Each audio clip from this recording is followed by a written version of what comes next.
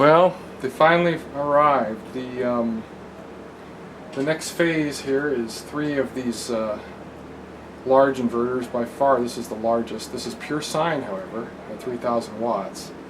The only thing wrong with it in shipping is this leg got bent up a little bit. Not huge. Hopefully, it means it didn't sustain any other internal damage, but that did. That is from shipping, because this was at the very bottom of the box with no padding under it. But anyway, it otherwise looks good, so I'm going to tear it open one side at a time and see what we find. Be right back. Alright, here's what we got so far. I got the sides off, a little bit of cobwebs in here. This side's pretty clean. I see a tiny little bit of dark spots on these clamps for these FETs over here, FETs and diodes, whatever they are. Just a little dark spot. This, however, came off of this side, and that darkness right there is right here. So, not sure. That looks like 120 volt. Some chokes to clean up the 120, probably on the input side. Couldn't tell you for sure. Might be the output side. These guys really wanted to keep their hardware clean. That's it for that side, and then when I was taking it apart, one of the screws snapped off. It was really tight coming out, and then it snapped. So maybe not a deal breaker, but it's just something more I've got to deal with. So anyway, here we are. I'll take the center section off next. I'm keeping the parts over here. These are actually antiques, and they work like a champion for keeping your parts separated. So, alright, time for the center section. Alright, well, the center section came off for right here. You can see all the darkness, all the magic smoke got let out. Looks like this row of FETs could have died. It's not impossible. Something here died. Maybe that was a cap in a previous life. So anyway, we got to pull some of this apart and see what's going on, man. It's getting all over me. Alright, a little bit of new information. I've got an old, it looks like a relay here, and it's melted on the sides, and we've got some, gosh, those are usually for noise, but one of them is cooked in the center here. So there's 3 fans, and it looks like the way this works is the fans blow air in and then down and back out the back. So this really smoked bad, and maybe it just coated everything. Maybe I'm full of it, but maybe it actually just coated everything here and it's okay. This board has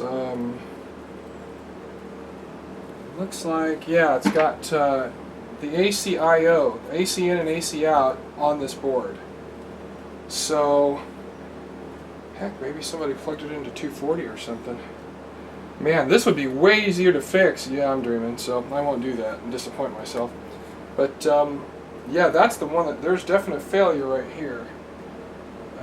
These suppressors, though, are, I can't tell, yeah, I don't know. This is definite damage, though. Everything else doesn't look damaged. Even with a flashlight, I'm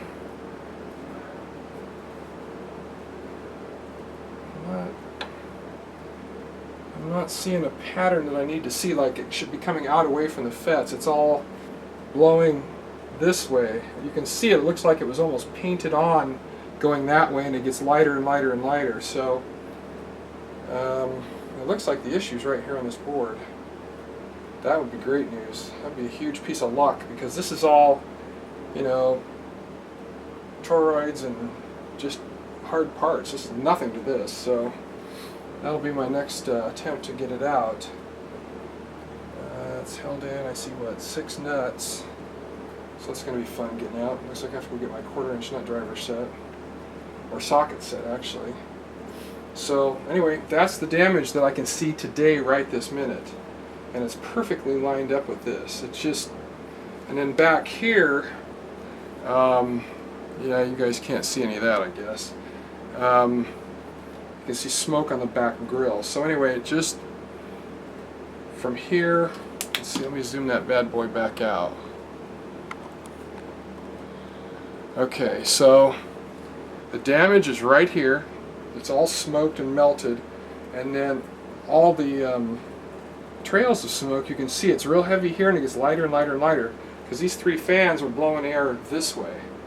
So if this is all that's wrong with this inverter, it's going to be a piece of cake, but you know, I can dream, right?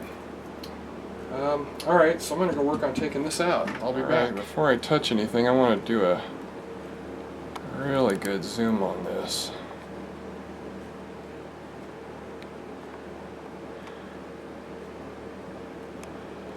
Oh yeah, nice. Oh, that's beautiful. So that's what's melted. This is a big old relay here, and it's melted, and these suppressors, there's 3 suppressors going down here. There, see that? I got muck on me already. So that's the close-up. Alright, well, here it is. Here's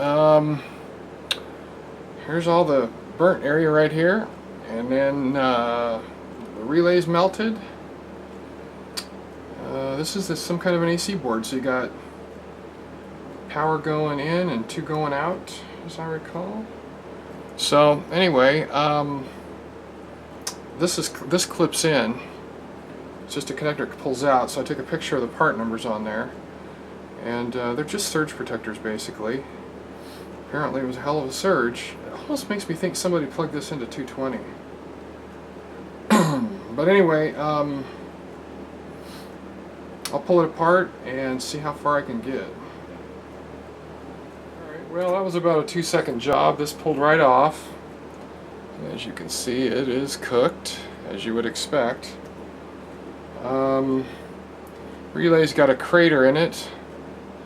So next step will be, I don't know. Let's see, it's probably a 120 volt relay. It does say made in China. 25 at 250, 25 at 28. So I'll just start applying voltage to the coil and see if I can get it to activate. I see a fuse here. And that's about it. Everything else is tie wrapped down. And they built this thing pretty heavy duty. There's no sockets, however. I would guess that these machine slots in the board are to help cool it.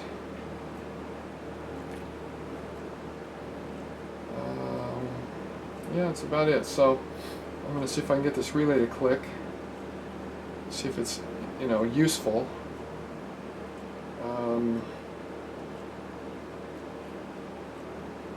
And then go from there. Alright, so what I had to do was, when I was getting this off, it was a little tough. It was kind of stuck to it. It's melted inside. You can see it got real thick in there. So I pulled it off and tweaked it a little bit accidentally. So I had to take the 2 arms. This arm was the contact was making contact high and low like it was supposed to, and this one wasn't. So I just took the spring off, took it apart, and now it sounds real good. When I apply 12 volts to it, it sounds, they're clacking together, in other words. So I'd